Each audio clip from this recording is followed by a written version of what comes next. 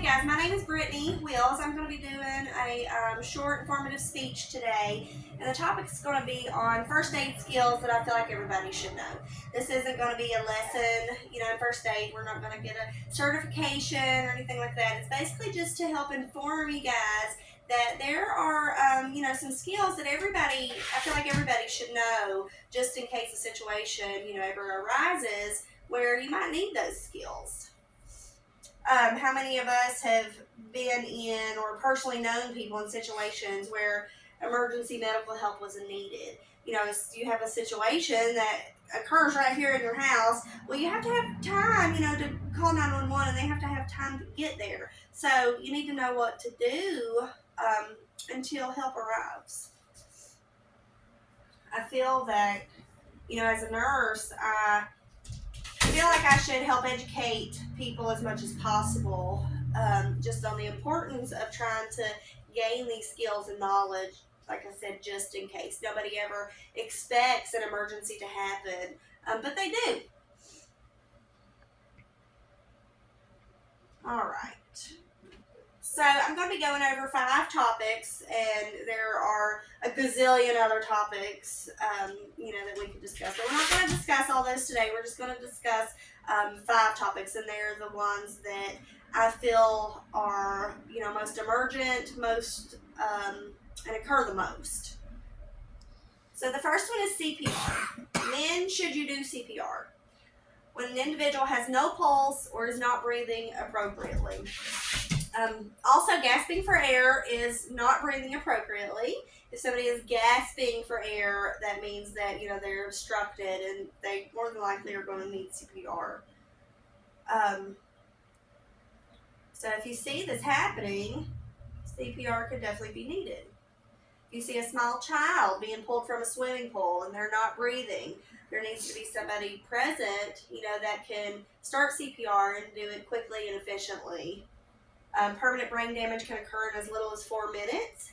So the quicker, the better. That is when you have the best outcomes, of CPR. The next one, choking. Choking is so much more common than what you would think. When, the telltale sign of somebody's choking is when they got their hands up to their neck and they're indicating that there's a problem. That's a telltale sign of choking. If the person is coughing, they are not choking. Let them cough, see if they can clear whatever's, blocking them, and hopefully they can get it up. If not, if they quit coughing, if you can, see that they quit breathing, their lips are turning blue, they're not able to talk, we need to do something about that. And the Heimlich maneuver is, the quickest, efficient way to do that. We're not going to go over how to do the Heimlich. Again, this is just to inform everybody that these skills could help save somebody's life.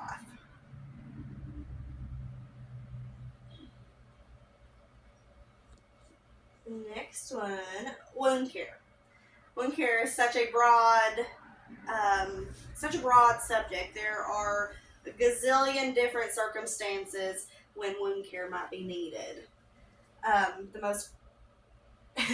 Actually, I have a funny story. So your husband accidentally hits his leg with a chainsaw while cutting a tree down in the backyard. Thankfully, his jeans caught it, and it didn't actually hit his leg, but it tore his jeans up. That situation could have been so much worse, right? So I would have known what to do had that happened, but it can happen quickly, just like that. You're swimming in the lake and somebody's, riding down the lake being pulled on a tube, and they run over a stick and it impales their arm. What are you going to do? Or if your child breaks his leg at the trampoline park, that happens all the time. You would know what to do in order to get him, time to give you time to get to the hospital and get some emergency help. The next one is stroke. The Stroke Awareness Foundation reports that in the U.S., there's somebody having a stroke every 40 seconds. Every 4 minutes, somebody dies from a stroke. Oh, excuse me. Imagine you're at a family reunion and your Aunt Reba suddenly says her right side is numb, or she can't raise her arm. She becomes disoriented, can't talk. Her face is drooping. What do you do? The acronym FAST is something that you can learn in a class, and that will help you identify the early signs of a stroke. There's nothing, really that you can do outside of the hospital setting for a stroke. However, it's important that you can identify these symptoms and be able to call for help. The next one and last one is a heart attack. Heart disease is the #1 killer of individuals in the United States. Excuse me. The CDC reports that heart attacks occur in 805,000 people every year. Now picture this. You're outside with your family and you're playing a good old game of football, and your dad suddenly grabs his chest and seems to have a hard time catching his breath. He's all sweaty, but his skin is cold. He says his arm hurts. While there are plenty of other symptoms of a heart attack, these are textbook symptoms. So now what are you going to do? You can learn that, in a first aid CPR class, and that will help you identify all the things, that you can do in order to save his life. So in conclusion, oh my goodness, excuse me. These are only 5 examples that require medical attention, but there are so many more. It's important for me to be able to inform as many people as I can to understand that it's possible and likely that they may be faced with a situation where emergency help is needed, and they need to know what to do, until 911 gets there. Again, this is, excuse me, this is not a lesson, in CPR or first aid, but just to inform you guys that accidents and emergencies do happen every day all over the country.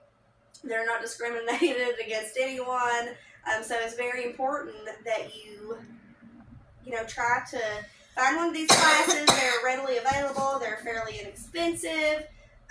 So get you one, and it could help save somebody's life.